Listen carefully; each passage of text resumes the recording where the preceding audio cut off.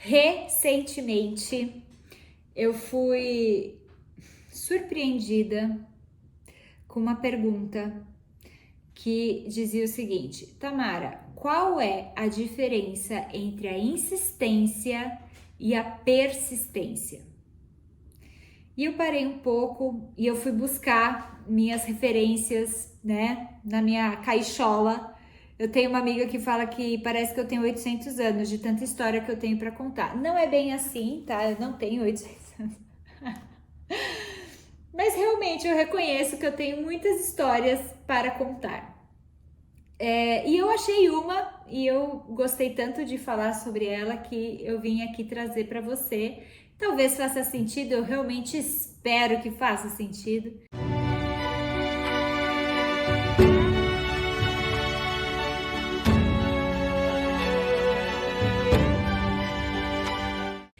E é o seguinte: persistência versus insistência. Até onde eu vou, que eu estou persistindo naquele objetivo, e até onde eu vou, que é pura insistência e eu já devia ter parado, faz tempo, né? Qual que é o limite entre um e outro? Recentemente eu fui viajar e eu fui conhecer o Ushuaia. Eu tava pós-maratona, eu fiz a maratona de Buenos Aires, então para quem não sabe, correr uma maratona é completar 42 quilômetros, né? Então você vai, corre, tem gente que me pergunta, ai, que lugar que você ficou? Então, você não fica em lugar nenhum, você só chega, assim, o seu desejo é chegar, sabe? Então não tem uma classificação, ficou em primeiro, segundo, terceiro e tal. Outros esportes têm muito isso, né? Mas na corrida você conclui a prova e você ganha medalha e isso já é bastante, sabe? Então eu tava conhecendo a Argentina e fui pro Ushuaia, então eu saí de Buenos Aires, peguei um voo de 3 horas e parei no Ushuaia. Quando eu cheguei lá, eu tive um dia de descanso, né, merecido, porque visto o esforço que eu vivi, fiquei um dia bem quietinha, assim, só descansando, e aí depois eu quis explorar aquele fim do mundo, que é uma terra cercada pelos Andes. Então eu cheguei numa agência de turismo e perguntei qual é a trilha que vocês têm mais difícil. Eu quero a montanha mais alta, eu quero o topo mais alto, eu quero a vista mais bonita que você pode me proporcionar. E aí a moça da agência falou assim: olha, existe uma trilha, nós estamos no inverno, né? Mas dá para fazer, ela tem 16 quilômetros e ela é na neve, então vai exigir um equipamento específico. E aí ela foi me explicando. Aí eu falei, tá bom. Aí marcamos pro dia seguinte, que aí ia começar, acho que às 7 da manhã, alguma coisa assim. E aí, no horário marcado lá eu tava, e foi um grupo bem pequeno, com 7 pessoas, e começamos, né? Então, calçamos ali aquele... como que chama? É umas garrinhas, sabe, no pé, para não escorregar. Você vai com o seu sapato antiderrapante, sei lá, você vai com a bota que é de neve, né? E aí você coloca aquilo lá, enfim, é um equipamento específico mesmo. E aí começou. Nesse grupo de 7 pessoas, 2 pessoas começaram a ficar para trás. E aí o guia percebeu, né, que 5 iam bem e 2 pessoas ficavam para trás. E aí o guia voltava, incentivava, né, puxava essas 2 pessoas e tal, até o momento que ele reuniu todo o grupo. Então ele, vem cá, reuniu todo mundo. Ele falou, gente, temos uma situação. É o seguinte, 2 pessoas se dispuseram a fazer esse caminho, mas estão mais devagar do que a turma. E elas não podem descer sozinhas, porque a gente já tinha 20% ali de trajeto concluído. 20%, faltava 80%. E é o seguinte, se elas decidirem descer, elas vão ter que ser acompanhadas por mim. E eu não posso deixar vocês sozinhos aqui. Ou seja, ou desce todo mundo, ou todo mundo consegue chegar no topo da montanha. Quando ele falou isso, existiu assim uma comoção de todo mundo querer ajudar essas duas pessoas, falar, não, vamos lá, vocês não conseguem, sei lá. E foi muito legal nos primeiros 5 minutos, porque depois, de alguma forma, elas perceberam que o grupo não avançaria se elas não tivessem ali. Então começaram a fazer, vamos sentar um pouquinho, vamos descansar e tal. Então fizeram um ritmo bem inferior. Qual era o risco disso? Anoitecer. A gente saiu de manhã, ok, mas o previsto para a chegada era início da tarde. Então se a gente passasse muito, ia anoitecer, e aí a gente não podia ficar à noite na montanha, porque aí é uma outra temperatura, são outros equipamentos, é um outro Paranauê, sabe? E aquilo me gerou um conflito que eu vou te dizer. Eu precisei gerenciar a mim mesma, e eu olhei para mim naquele momento e pensei, quem sou eu? Né? Porque eu tava ali querendo que elas chegassem, né, e torcendo, e ao mesmo tempo pensando, eu cheguei e pedi a trilha mais difícil. Como que alguém, né, vende e não avisa qual é o nível de dificuldade, o que vai ter pela frente? E aí elas falaram, mas eu comprei pela internet, eu nem sabia disso tudo, enfim, passou.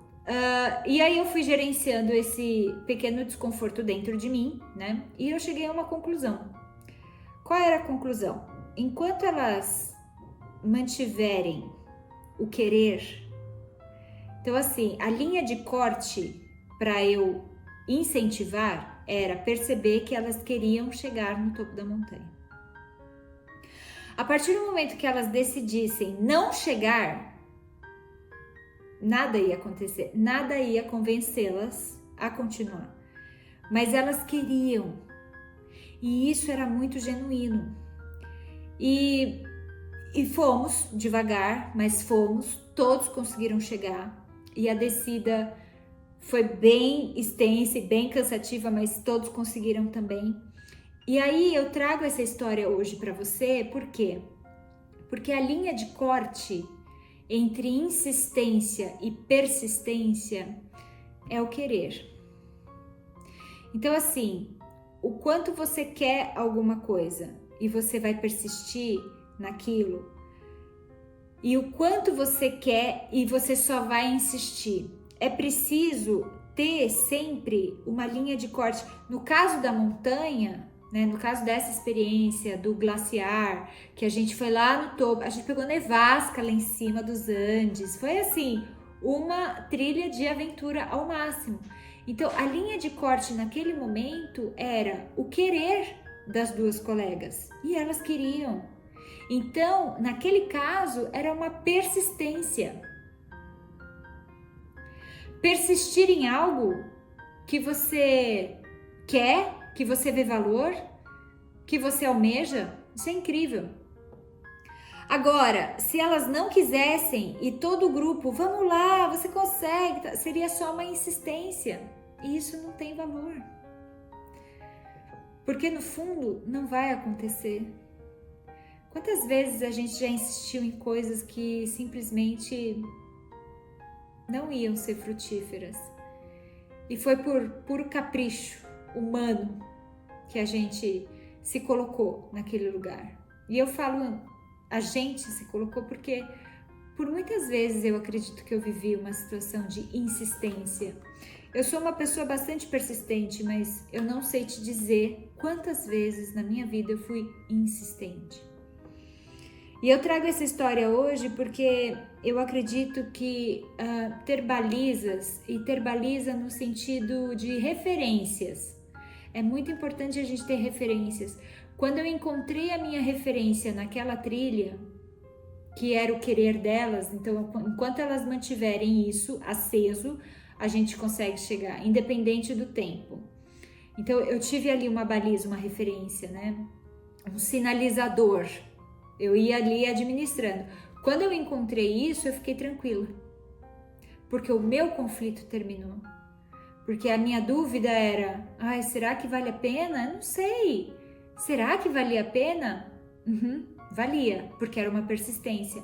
Agora, quando você se pergunta, será que vale a pena? E é só uma insistência, quais são as tuas balizas? Quais são os seus sinalizadores?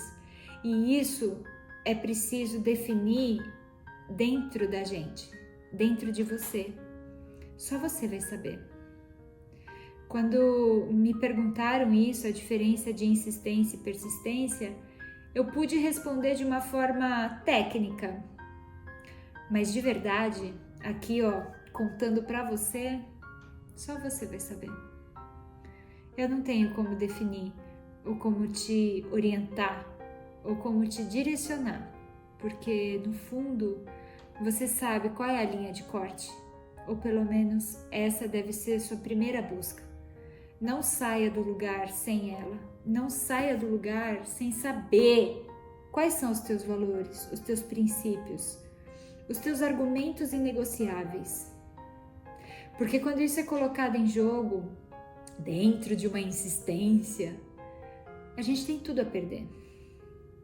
A gente deixa de ser uma pessoa persistente e a gente passa a ser só uma pessoa insistente. Então, concluindo a reflexão e o pensamento de hoje, eu realmente desejo que você saiba quais são os teus sinalizadores para nunca se perder entre insistência e a persistência.